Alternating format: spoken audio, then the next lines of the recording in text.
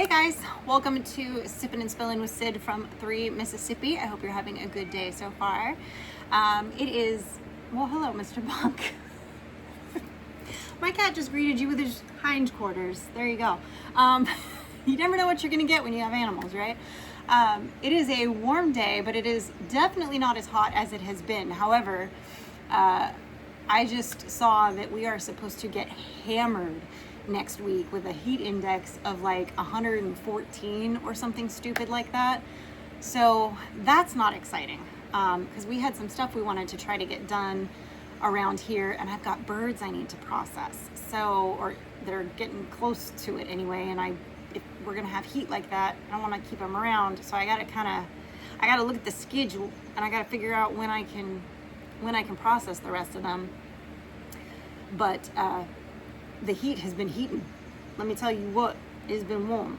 And not yesterday, a couple days ago, Mike was mowing the front yard and the mower just locked up on him. So this afternoon's project is going to be trying to fix it. He thinks the belt went bad.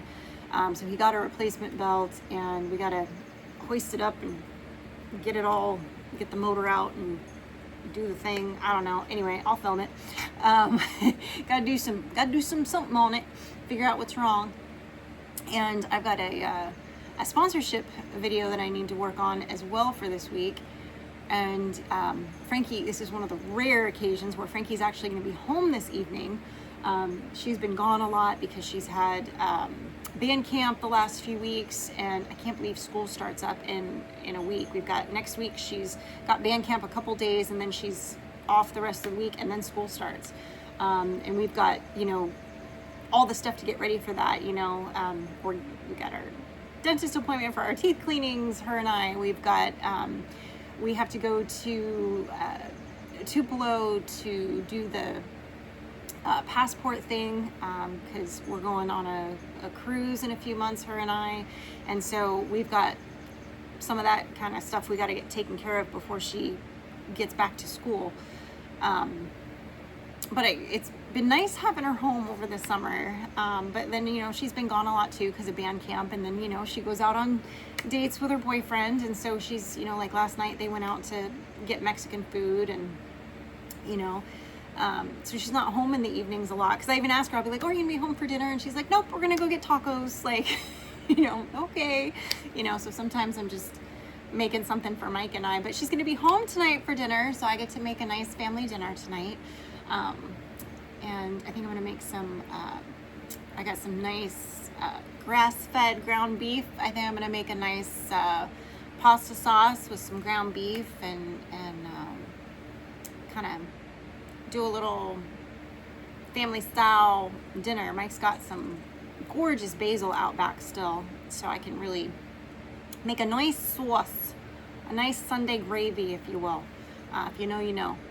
And so I'll get started on that when I get back from Sunday lunch. We just got back from church and got changed and everything, and our pastor's out of town for the next few weeks. They're visiting family in Canada, and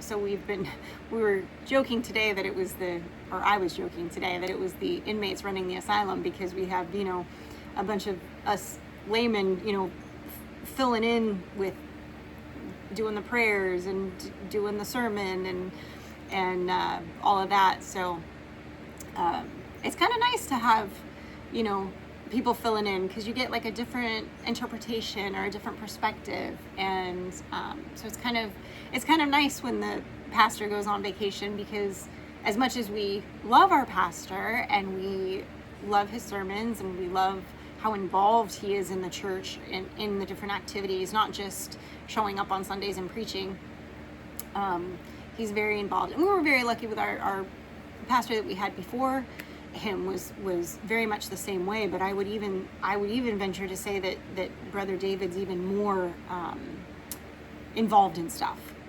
He's just very hands-on, I guess, and so is his wife. She's at just about every single function, which is hard to do.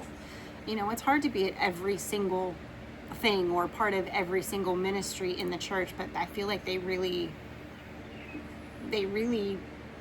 try to have their hands on everything, and I think that's makes it really special, and it makes it easier for us regular Joes, I think, to be more willing to, not willing, that's not the right word. I think sometimes it's hard to know, especially if you're newer in an area or newer at a certain church. There's a certain amount of like, oh, is it okay if I do this? Is it okay if I help with that? Is it okay if I'm involved in this? Because you don't want to be stepping on anybody's toes. And I think when your pastor is as involved as they are, it makes it a lot easier to just pitch in and feel like you're part of it, if that makes sense. I don't know if I'm describing it well enough, but I think it encourages more people to maybe be proactive in different ministries in the church instead of just being a Sunday Methodist, you know. So it's nice to see. But anyway, it's that being said, my friend Beth, who normally does the announcements, when she's not there, I do them. And she was under the weather this week, so I did announcements this morning. But yeah, it's always interesting, like I said, to hear somebody else's perspective and a different sermon, and just kind of nice. I've got a bunch of yard work that I need to do out here today. My garden beds out here in the front, my flower beds, I've got these weird vines that have crept up again that I gotta hack back. They've snuck up on me. I've got some weeds I've got to pull. I really want to get one of those blow torches to do the weeds with. I went through, and I don't like using, chemicals and stuff, but I did on some areas in the driveway, and it helped for like a minute. And now it's like, growing along the inside edge of the driveway and stuff, and I'm like, man, I want a flamethrower. I want to torch those suckers. So I think that might be something that I invest in before next season, or next spring, I guess I should say, because I would really love to be able, and I got one of those little grandpa's weed pullers, but it really only works on certain weeds, and it only works in certain terrain. Like I can't use it in the gravel area because the ground's too hard there, because we've just got layers of rock basically.